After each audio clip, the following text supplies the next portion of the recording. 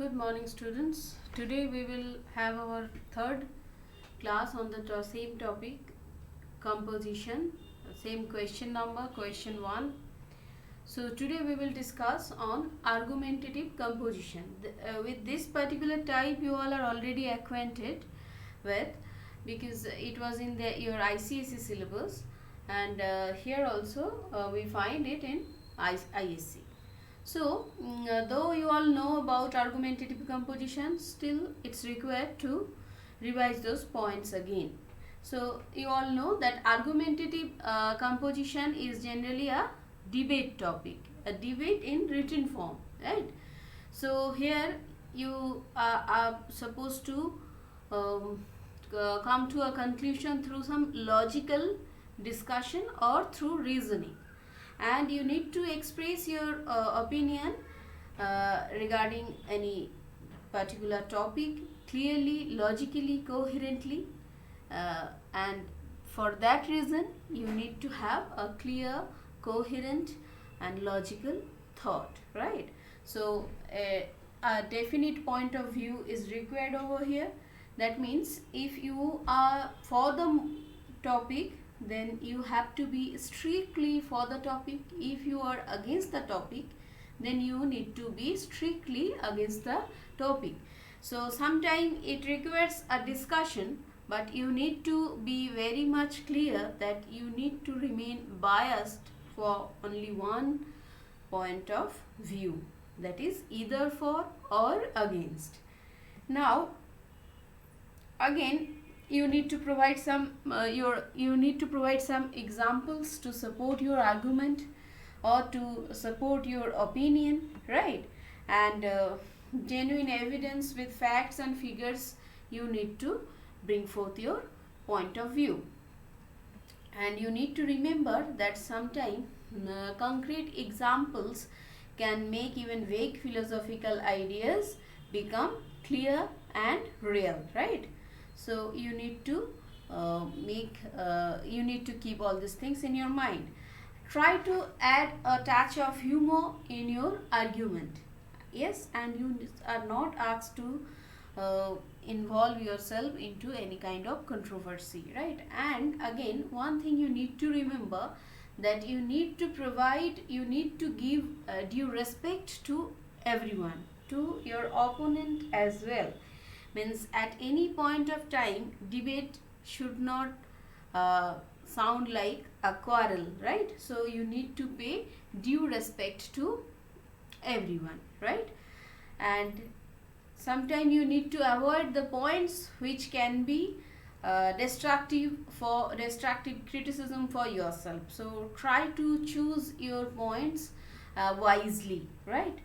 And sometimes it is found that the child starts with, means first you need to understand the topic very well, then you need to understand whether you are for or against. Sometimes it is found that the student is saying I support the statement, and whatever he or she presents as his or her points, all those points go against that for. So you need to be very much cautious about this.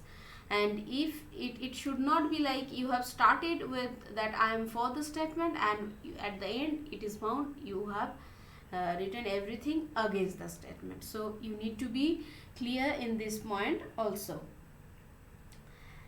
Now these are the things you will get in your study material. Everything is jotted down over there. You need to go through them minutely and carefully, and there at a glance you will find the important things. That is, you have to plan your content around 5 to 6 main points, and you will start with the most striking one, yes, and you will preserve the another most striking one at the end, so that when you end your composition, your logical, the most powerful points remain. It provides an impact on the reader, so it will help you to get marks, right? Then you need to develop each of those points, and you have to use examples to illustrate them.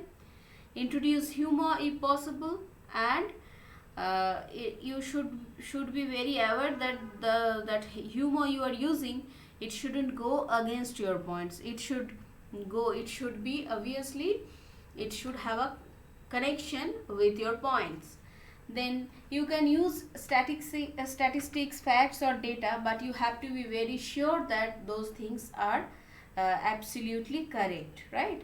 Then it is very important to take a clear stance. That means either for or against, not both. Okay. And you should not start your sentences with and but, because, and do not use short form, abbreviation, informal language, contractions, incorrect syntax, and punctuations as well. And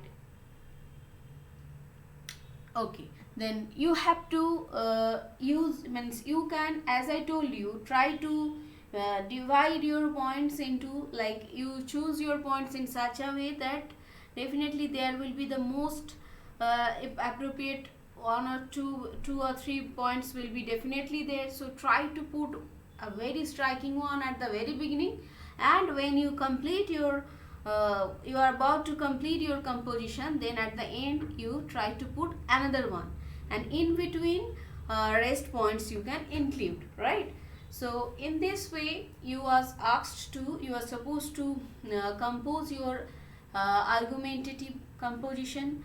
The most important fact is you have to clearly choose only one stance, either for or against. You cannot be in between. If you are for the motion, you are nowhere to even consider anything against of it.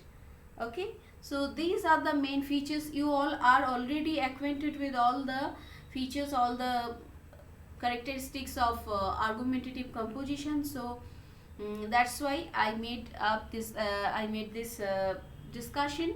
I hope it will prove helpful.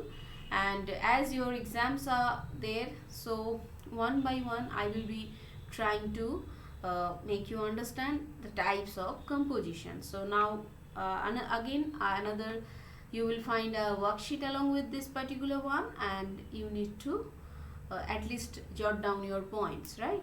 So when your exam gets over, I will be, whatever topics I'm giving, I will be definitely discussing on the points, right?